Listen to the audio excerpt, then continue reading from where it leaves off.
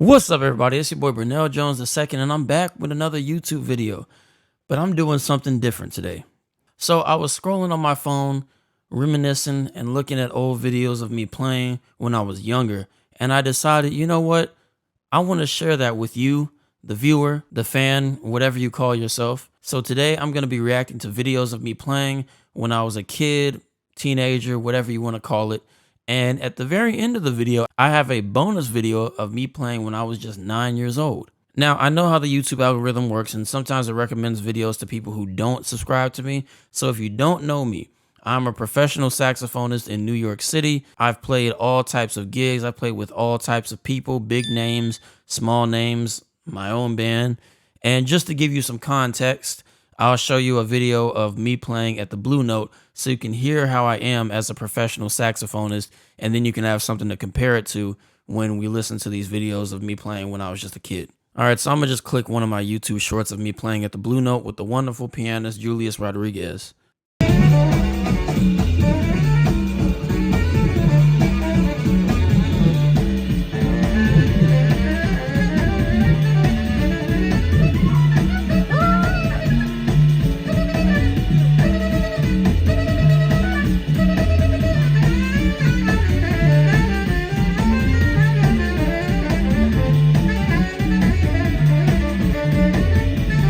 This is definitely one of my more favorite videos that I recently posted. This was just from a gig a couple of months ago. Also, just to give context, I want to give a slight backstory. So I did go to music school. I went to college in Tennessee, and then I decided to come to New York City, and I wanted to do my master's in music. Truthfully, I didn't really want to do my master's in music. I really just wanted to come to New York City and work as a musician. And I kind of wanted to just use school to get connections and whatnot. So after I got my degree, I went to Manhattan School of Music. And I went for about a semester and a half, and I wasn't really feeling music school. I'm actually against music school, high key.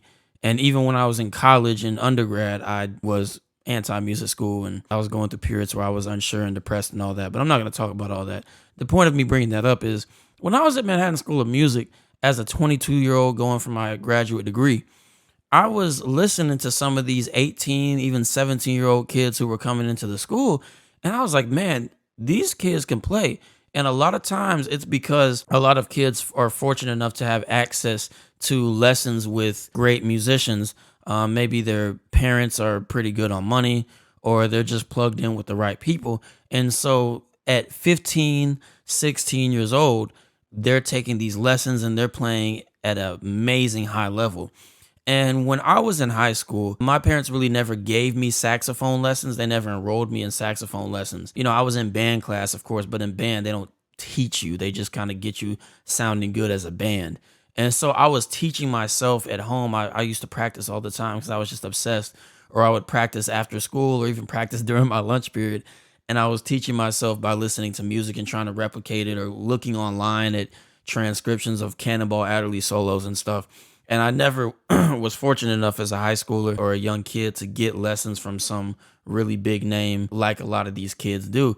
So when I was 15, 16, even 18 years old, I didn't really play that well compared to the people I see out here in New York. So I just wanted to say that to just give a little bit of context to what we're about to hear. With no further ado, the first video is from me at All West, which is a regional competition where we would compete with different players at high schools to place in these spots in bands and whatnot.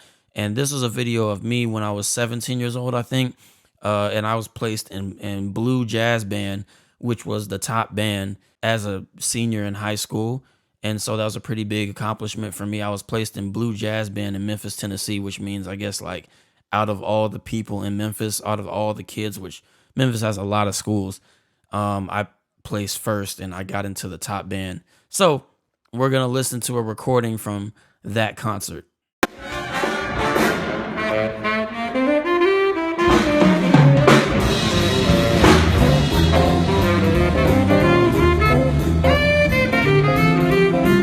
My sound is so small, but I'm playing some stuff.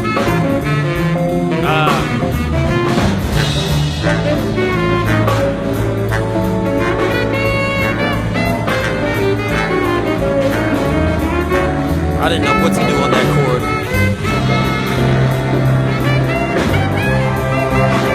I was playing high notes, autistic.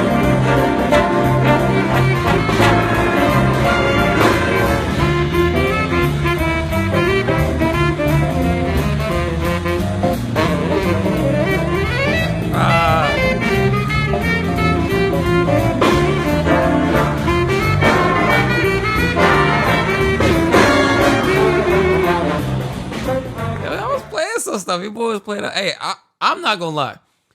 I think that's pretty good for a 17-year-old who hasn't had any saxophone lessons. I don't care what the haters say. Now, I just wanted to point out real quick.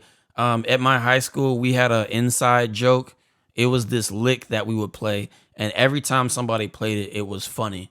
And I played that in this recording. So it was da da da da da. And there's actually another video, I can't find it, but of a different angle of this exact solo. And my boy Leo, shouts out to Leo, he was also in the band and from my high school. And you can see him just crying, laughing. And so that lick was a joke, that's all. All right, have you checked out my debut album yet? I go from a classic R&B sound like this. You make me feel so brand new, sticking to you just like glue. To a cutting jazz fusion sound like this.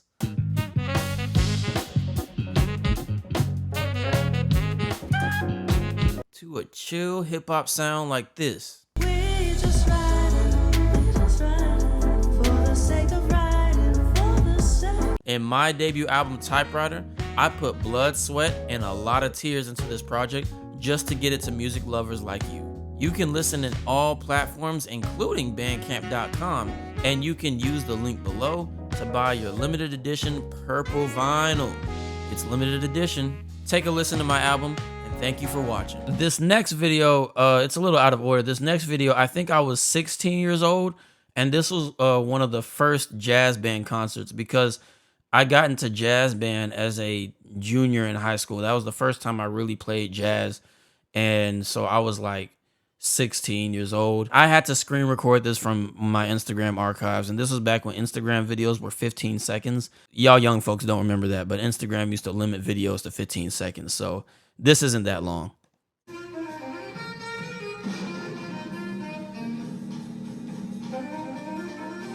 I'll play it.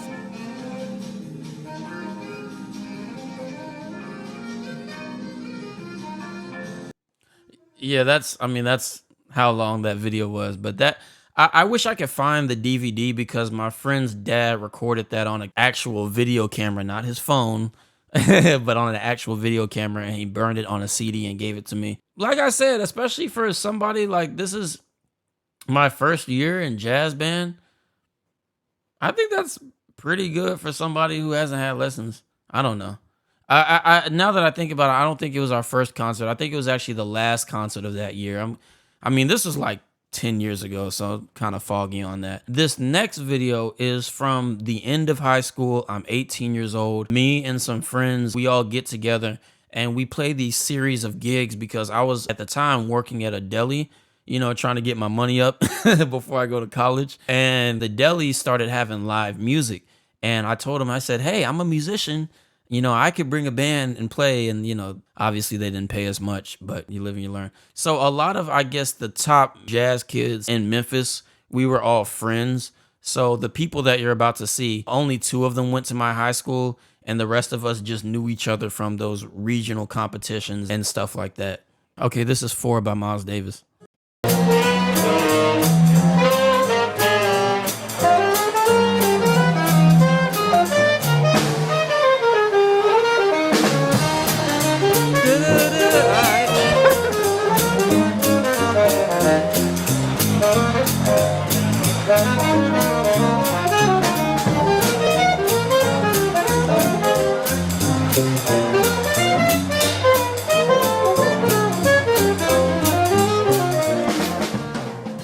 Whoever was in the audience and said, woo, thank you, because that boosted my self-esteem.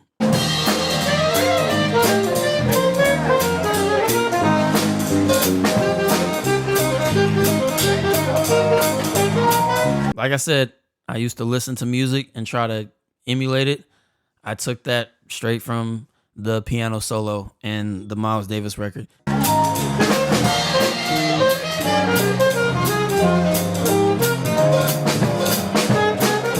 There goes that lick again. That lick that we played in high school that we thought that was funny. Duh, duh, duh, duh, duh. I just played it on the wrong scale degree. I should have played it on the E flat instead of the A flat.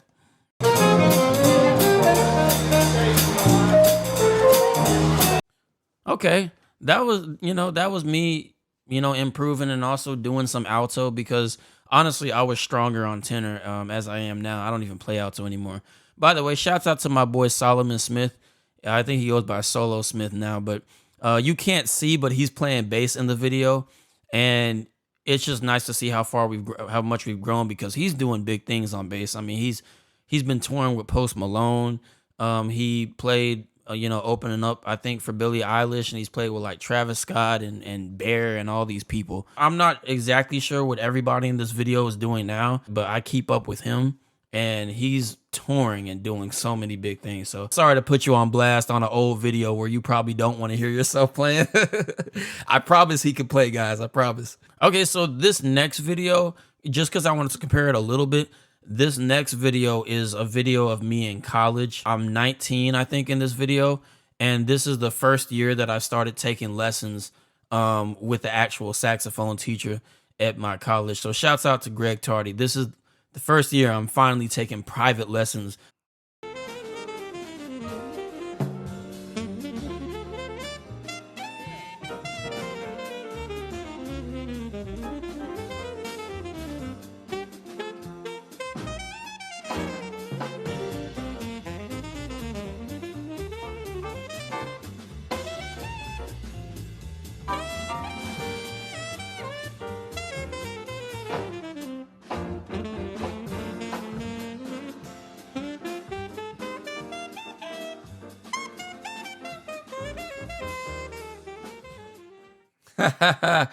And then I finished with the famous lick. That video was from when very well-known trombonist Michael Deese came to do a clinic with our jazz band. Just wanted to bring up real quick. Notice how if you look on my bio, on my website, there's nothing that says I played with Michael Deese. Because look, a lot of y'all folks do this thing where a well-known musician comes to your college and plays with your jazz band, and then you go in your bio and you're like, I played with that person. Technically, you did, but it doesn't count because look, when you say you play with somebody, that implies that they hired you to play with them, or you played an actual like paid gig for a live audience that's not in a school or something with them. It implies something that you're not actually saying. All right, real quick, it's the next day. I'm editing the video, and I just realized I was actually on a big band record with Michael Deese. So this is my name right here, Bernell Jones, you see. And then, Michael Deese was a special guest on this big band album, Knoxville Jazz Orchestra. I forgot about that. All right, so that's all the videos of me playing saxophone. But wait, you made it to see the bonus video. So this is a video that I don't show people often. It's a video of me playing Furry Elise on piano because my parents did make me play piano lessons as a kid.